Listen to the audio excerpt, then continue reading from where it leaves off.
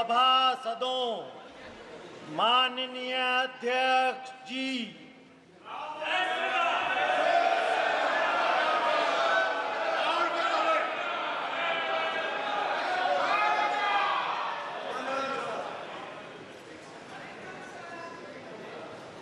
Honorable members, the Secretary General will now call the names of the members who have not taken oath or affirmation.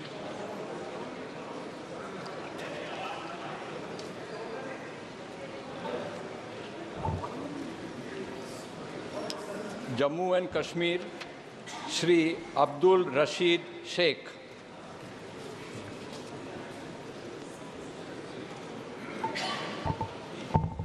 Kerala, Shri Shashi Tharoor. Punjab, Shri Amritpal Singh. West Bengal, Shri S.K. Nurul Islam.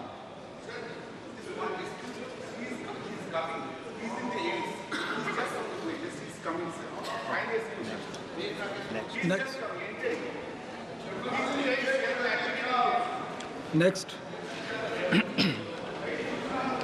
Shri Adhikari Deepak Dev.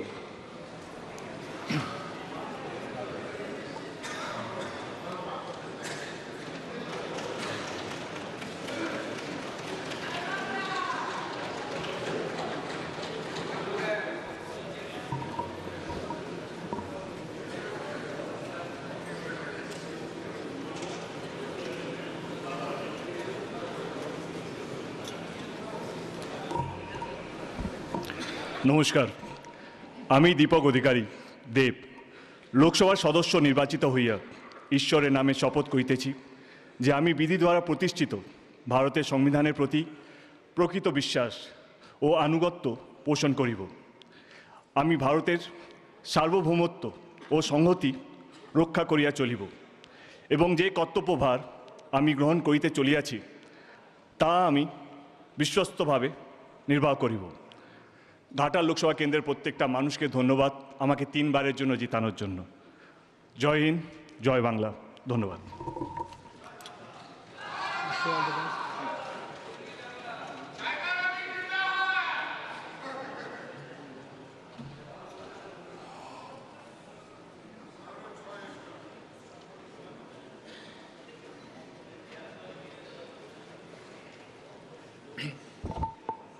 Shri Shatrughan Prasad Sinha.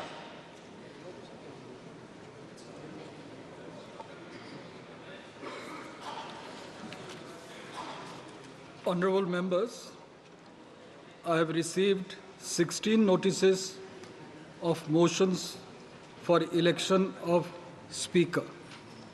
All the notices are in order. Now we will take up the motions for the election of Speaker of the Lok Sabha. I call upon Prime Minister Shri Narendra Modi to move the motion.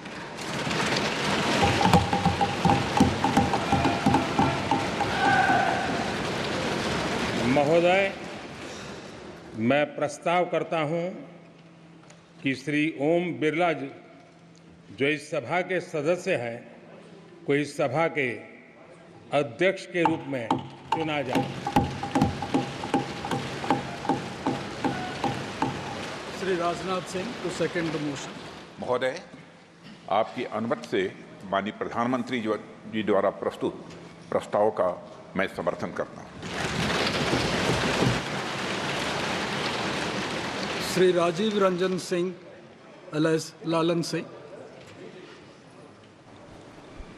अध्यक्ष महोदय, मैं प्रस्ताव करता हूं कि श्री ओम बिरला जी जो लोकसभा के माननीय सदस्य हैं इस सदन के अध्यक्ष के रूप में उनके नाम का मैं प्रस्ताव करता हूं। Dr. Rajkumar Sangwan to second the motion.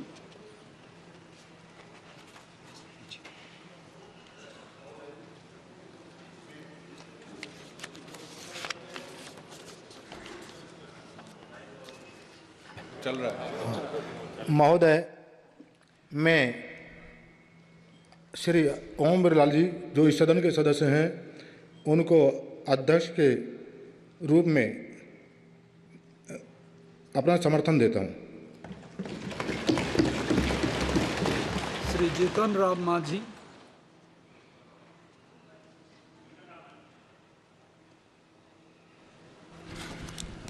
अध्यक्ष महोदय, हम श्री ओम बिरला जी को जो मेंबर के हाउस हैं उनको स्पीकर के रूप में चुनने के लिए प्रस्ताव देता हूं। श्री शिवराज सिंह चौहान। माननीय अध्यक्ष महोदय, माननीय प्रधानमंत्री जी द्वारा प्रस्तुत प्रस्ताव का माननीय जीतन राम मांझी जी द्वारा प्रस्तुत प्रस्ताव का मैं समर्थन करता हूं। श्री अमित शाह। महोदय, मैं प्रस्ताव करता हूं कि श्री ओम बिरला जो इस सभा के सदस्य हैं उनको इस सभा के अध्यक्ष के रूप में चुना जाए। Shri Nitin Jairam Gadkari to second the motion. माननीय अध्यक्ष महोदय, आदरणीय प्रधानमंत्री जी ने इस सभागृह, आदरणीय अमित शाह जी ने जो प्रस्ताव रखा है उसका मैं अनुमोदन करता हूँ। श्री जादव प्रतापराव गणपतराव। महोदय, मैं प्रस्ताव करता हूं कि माननीय श्री ओम बिरला जी जो इस सभा के सदस्य हैं इनको इस सभा के अध्यक्ष के रूप में चुना जाए। Shri Dattare Sunil Dattatreya. I support a motion moved by Pratap Rao Jadhav. Shri Chirag Paswan. महोदय, मैं प्रस्ताव करता हूं कि श्री ओम बिरला जी जो इस सभा के सदस्य हैं को इस सभा के अध्यक्ष के रूप में चुना जाए। Shri Jayant Basumatary to second the motion.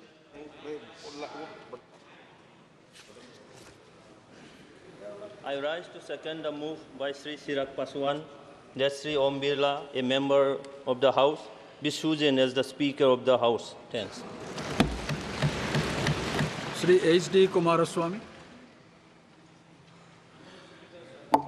I propose Sri Om Birla ji for the Speaker elections. Sri Balashwari Vallabhaneni ji as a Speaker of this House.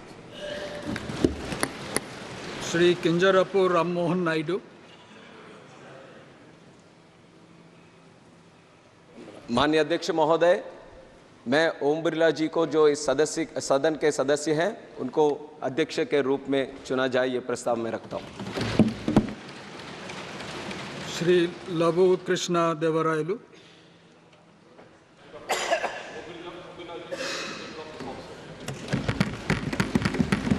Dr. Indra Hang Suba to move the motion.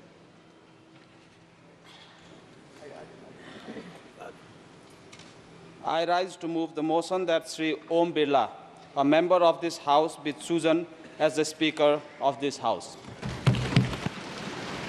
Sri Fani Bhushan Chaudhary to second the motion. Speaker, sir, I second the motion. Shrimati Anupriya Patel. अध्यक्ष महोदय, मैं प्रस्ताव करती हूं कि श्री ओम बिरला जी जो इस सभा के सदस्य हैं उनको इस सभा के अध्यक्ष के रूप में चुना जाए। श्री किशन पाल। श्री कृष्ण पाल। महोदय, मैं इसका समर्थन करता हूं। Shri Arvind Ganpat Sawant to move the motion.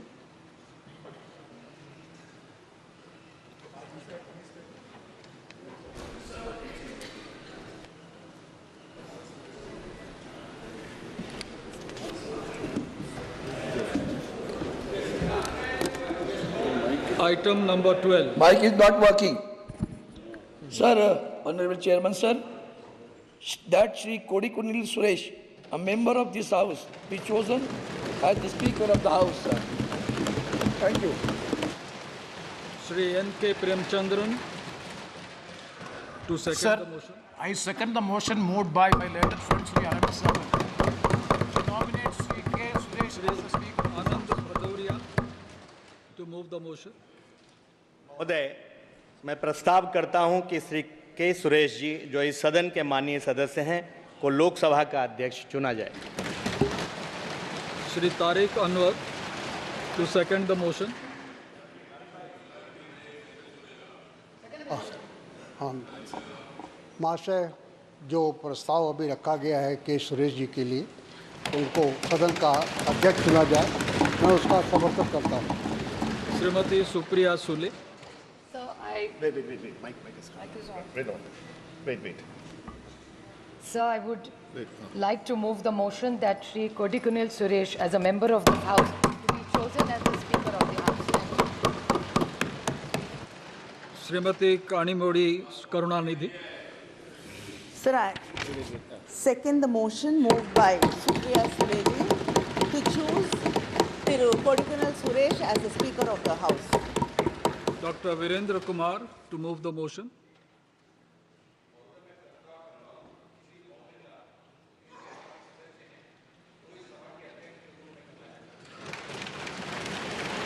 Shri Joel Oram to second the motion. मेरा साथी वीरेंद्र कुमार जी ने जो प्रस्ताव दिया है उसको मैं समर्थन करता हूं. Professor S.P. Singh Baghel. That Shri Om Birla, the member of this House, be chosen as a Speaker of this House. Shri Pankaj Chaudhary to second the motion. महोदय, मैं प्रोफेसर एसपी सिंह बघेल जी के प्रस्ताव का समर्थन करता हूँ. श्रीमती अन्नपूर्णा देवी to move the motion. मैं प्रस्ताव करती हूँ कि श्री ओम बिरला, जो इस सभा के सदस्य हैं, उनको इस सभा के अध्यक्ष के रूप में चुना जाए. Shrimati Kamaljeet Sherawat to second the motion. आदरणीय महोदय, मैं इस प्रस्ताव को सेकंड करती हूँ. I now put the motion moved by Shri Narendra Modi and seconded by Shri Rajnath Singh to the vote of the House. The question is that Shri Om Birla, a member of this House, be chosen as the Speaker of this House. Those in favor may say aye. Aye. Those against may say no. No. I think the ayes have it. The ayes have it.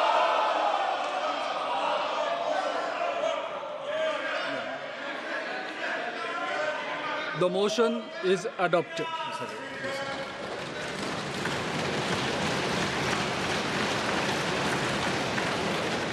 Shri Om Birla is declared elected as the Speaker of this House. Since the first motion moved by Shri Narendra Modi has been adopted, the motions moved thereafter have become infructuous. I invite Shri Om Birla to occupy the chair.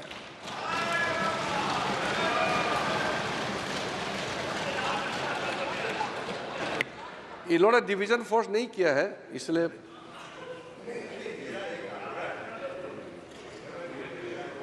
We have already crossed that stage. I invite Shri Om Birla to come up and occupy the chair.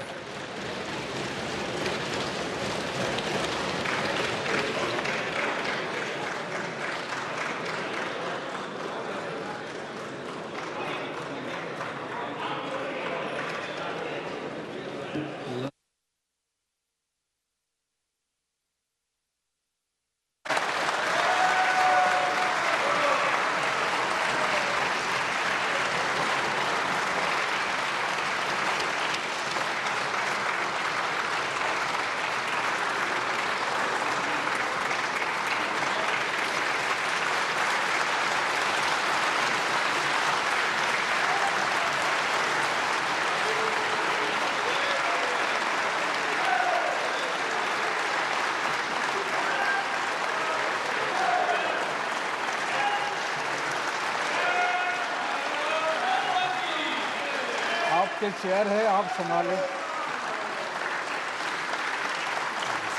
Please. बहुत बहुत शुक्रिया।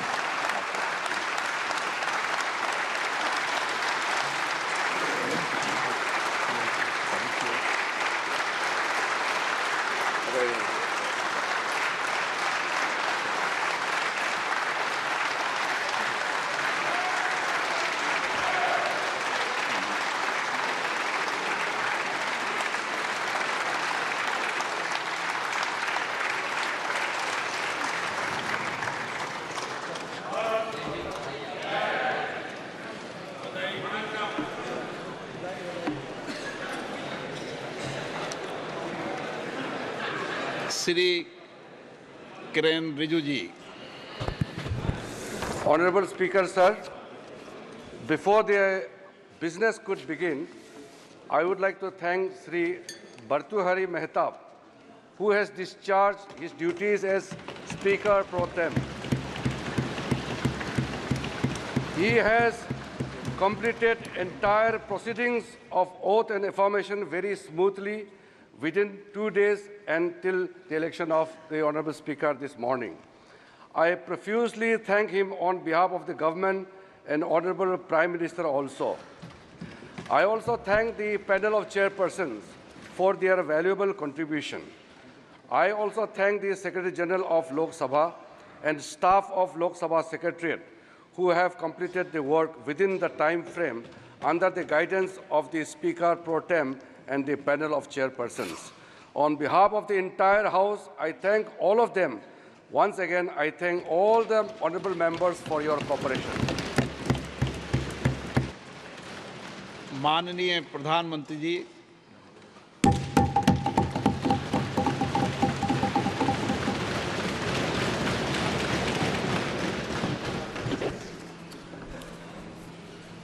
आदरणीय अध्यक्ष महोदय, ये सदन का सौभाग्य है कि आप दूसरी बार इस आसन पर विराजमान हो रहे हैं। आपको और इस पूरे सदन को मेरी तरफ से मैं बहुत बहुत बधाई देता हूं।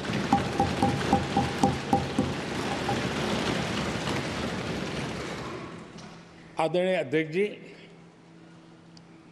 मेरी तरफ से आपको शुभकामनाएं हैं, लेकिन इस पूरे सदन की तरफ से भी आपको अनेक अनेक शुभकामनाएं।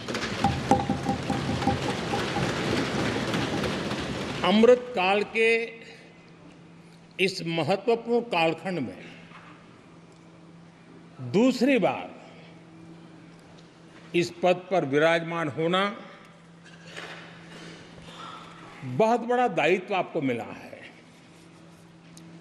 और आपका 5 वर्ष का अनुभव और आपके साथ हम लोगों का 5 साल का अनुभव, हम सबका विश्वास है कि आप आने वाले 5 साल हम सबका मार्गदर्शन भी करेंगे और देश की आशा अपेक्षाएं पूर्ण करने के लिए ये सदन अपना दायित्व निभाने में आपकी बहुत बड़ी भूमिका रहेगी। आदरणीय अध्यक्ष जी, हमारे शास्त्रों में कहा गया है कि विनम्र और व्यवहार कुशल व्यक्ति सफल सहज रूप से होता है और आपको तो उसके साथ साथ एक मीठी मीठी मुस्कान भी मिली हुई है। आपके चेहरे को ये मीठी मीठी मुस्कान पूरे सदन को भी प्रसन्न रखती है। मुझे विश्वास है आप हर कदम पर नए प्रतिमान, नए कीर्तिमान गढ़ते आए हैं। 18वीं लोकसभा में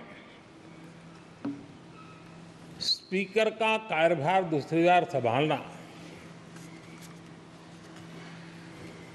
ये अपने आप में एक बड़ा नया रिकॉर्ड बनते हम देख रहे हैं। श्री राम श्री बलराम जाखड़ जी, वो पहले ऐसे अध्यक्ष थे जिन्होंने 5 साल कार्यकाल पूरा करके फिर दोबारा उनको स्पीकर बनने का अवसर मिला था। उसके बाद आप हैं जिन्हें 5 साल पूर्ण करने के बाद दोबारा इस पद पर हासिल होने का अवसर मिला। गत 20 साल का एक ऐसा कालखंड रहा है कि ज़्यादातर स्पीकर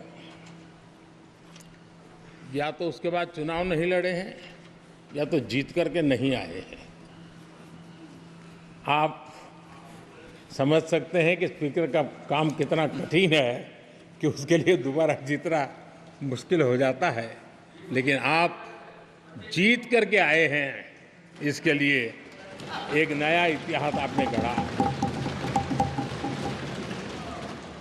आदरणीय अध्यक्ष जी, इस सदन में ज़्यादातर हमारे सभी माननीय सांसद आपसे परिचित हैं, आपके जीवन से भी परिचित हैं। और पिछली बार मैंने इस सदन में आपके संबंध में काफ़ी कुछ बातें रखी भी थी और मैं आज उसको दोहराना नहीं चाहता हूं, लेकिन मैं एक सांसद के रूप में और हम सभी सांसद के रूप में आप जिस प्रकार से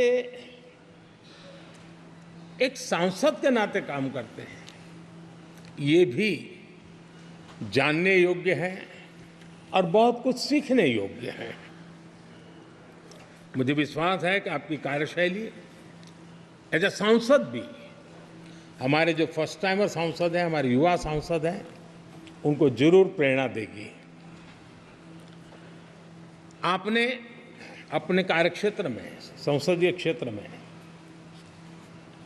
स्वस्थ मां और स्वस्थ शिशु एक कमिटमेंट के साथ जो अभियान चलाया है और सुपोषित मां, इस अभियान को आपने जिस प्रकार से अपने क्षेत्र में प्राथमिकता देकर के खुद को इन्वॉल्व करके किया है, वो वाकई प्रेरक है।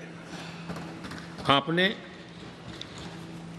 कोटा के ग्रामीण क्षेत्रों में हॉस्पिटल ऑन व्हील्स, ये भी एक मानव सेवा का उत्तम काम, जो राजनीतिक कामों के सिवाय करने वाले कामों में आपने चुना है, वो भी अपने आप में गांव-गांव लोगों को स्वास्थ्य सेवाएं पहुंचाने में मदद कर रहा है। आप नियमित रूप से गरीबों को कपड़े,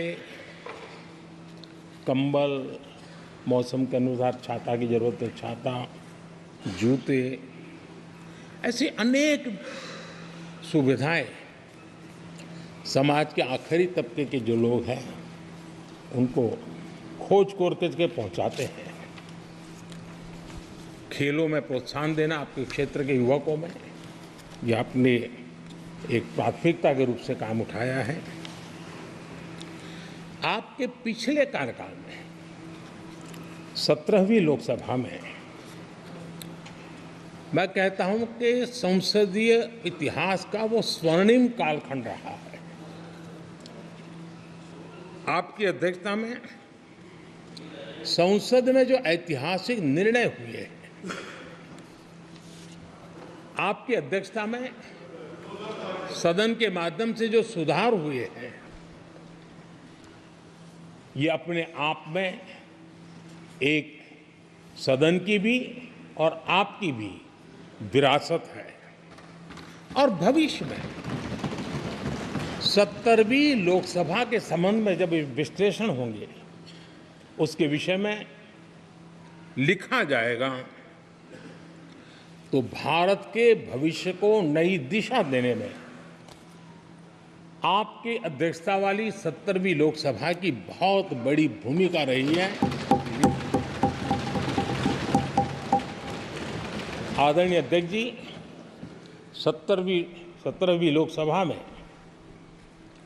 नारी शक्ति वंदन अधिनियम 2023, जम्मू कश्मीर पुनर्गठन विधेयक, भारतीय न्याय संहिता भारतीय साक्ष्य बिल, भारतीय नागरिक सुरक्षा संहिता, सामाजिक सुरक्षा संहिता, digital personal data protection bill, मुस्लिम महिला विवाह अधिकार संरक्षण विधेयक,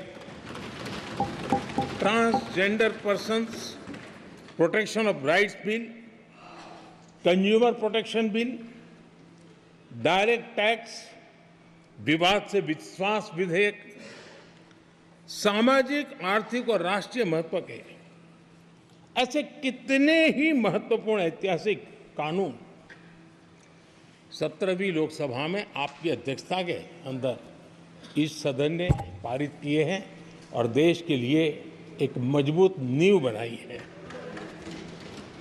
जो कार्य आजादी के 70 साल में नहीं हुए, आपकी अध्यक्षता में इस सदन ने इसको करके दिखाया।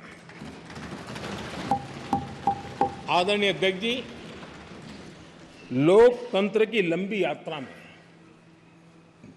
कई पड़ाव आते हैं।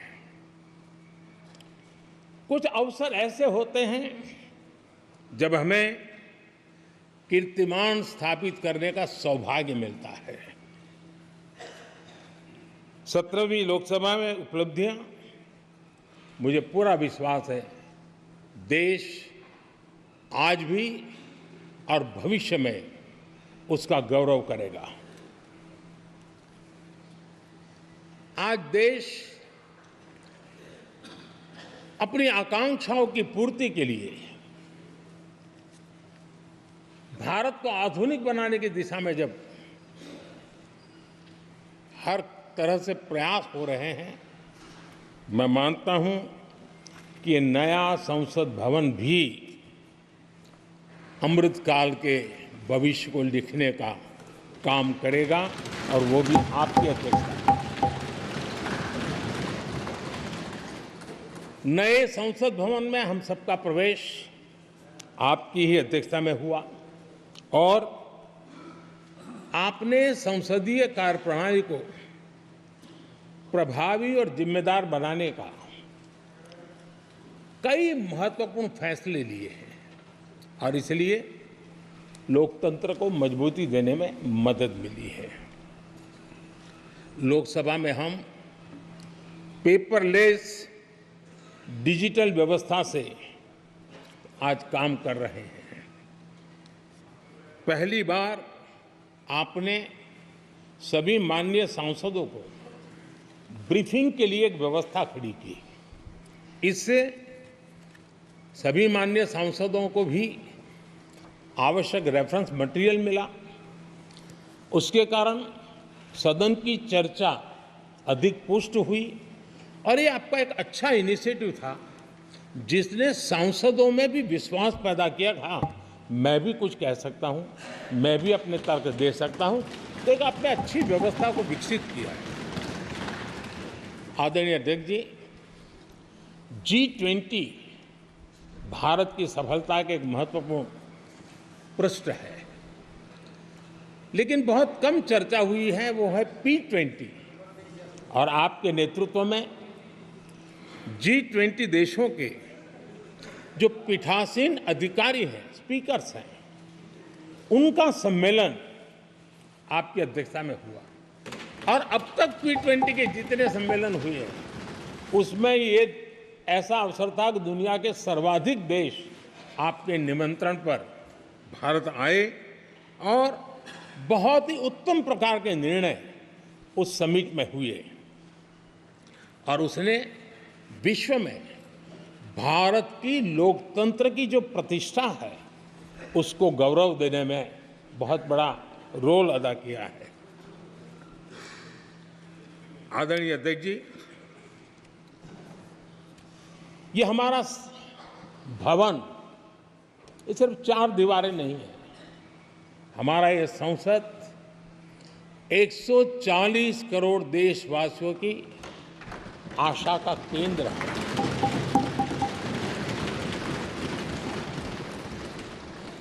संसद की कार्यवाही, जवाबदेही और आचरण हमारे देशवासियों के मन में लोकतंत्र के प्रति जो उनकी निष्ठा है उसको और अधिक मजबूत बनाता है। आपके मार्गदर्शन में 17वीं लोकसभा उसकी प्रोडक्टिविटी 25 साल के हाईएस्ट लेवल पर 97% रही और इसके लिए सब माननीय सदस्य तो अभिनंदन के अधिकारी हैं, लेकिन आप विशेष अभिनंदन के अधिकारी हैं। कोरोना जैसे मुश्किल कालखंड में आपने हर सांसद से व्यक्तिगत फोन पर बात करके उनका हाल पूछा। कहीं किसी सांसद की बीमारी की खबर आई तो आपने सदन के अध्यक्ष के नाते व्यक्तिगत रूप से उसकी चिंता की और वो सभी दल के सांसदों से जब मुझे सुनने को मिलता था मुझे बड़ा गर्व होता था कि जैसे आप इस सदन के परिवार के मुखिया के रूप में उस कोरोना कालखंड में भी व्यक्तिगत चिंता करते थे। कोरोना काल में भी आपने सदन का काम रुकने नहीं दिया। सांसदों ने भी आपके हर सुझाव को सर आंखों पे चढ़ाया। किसी को ऊपर बैठने के लिए कहा तो वो वहाँ जाके बैठा, किसी को दूसरे जगह पे जाके बैठने के लिए कहा तो वो भी बैठा, लेकिन देश के काम को किसी ने रुकने नहीं दिया। लेकिन आपने ये जो फैसले किए उसका परिणाम है कि हम उस कठिन कालखंड में भी कार्य कर पाए। और एक खुशी की बात है कि कोरोना काल में सदन ने 170% प्रोडक्टिविटी, ये अपने आप में दुनिया के लिए एक बहुत बड़ी खबर है। आदरणीय अध्यक्ष जी, हम सब चाहते हैं कि सदन में आचरण, सदन के नियमों का पालन हम सब करें और आपने बड़े सटीक तरीके से, संतुलित तरीके और कभी कभी कठोरता के साथ भी फैसले लिए हैं। मैं जानता हूं कि ऐसे निर्णय आपको पीड़ा भी देते हैं, लेकिन सदन की गरिमा और व्यक्तिगत पीड़ा के में आपने सदन की गरिमा को पसंद किया और सदन की परंपरा को बनाने का प्रयास किया। ये साहसपूर्ण काम के लिए भी आदरणीय अध्यक्ष जी आप अभिनंदन के अधिकारी हैं। मुझे विश्वास है आदरणीय अध्यक्ष जी आप तो सफल होने ही वाले हैं, लेकिन आपकी अध्यक्षता में यह 18वीं लोकसभा भी बहुत सफलतापूर्वक देश के नागरिकों के सपनों को पूर्ण करेगी। मैं फिर एक बार आपको इस महत्वपूर्ण दायित्व के लिए और देश को विकास की नई ऊंचाइयों पर ले जाने वाले इस सदन की अध्यक्षता के लिए हृदय से बहुत बहुत शुभकामनाएं देता हूं, बहुत बहुत बधाई देता हूं।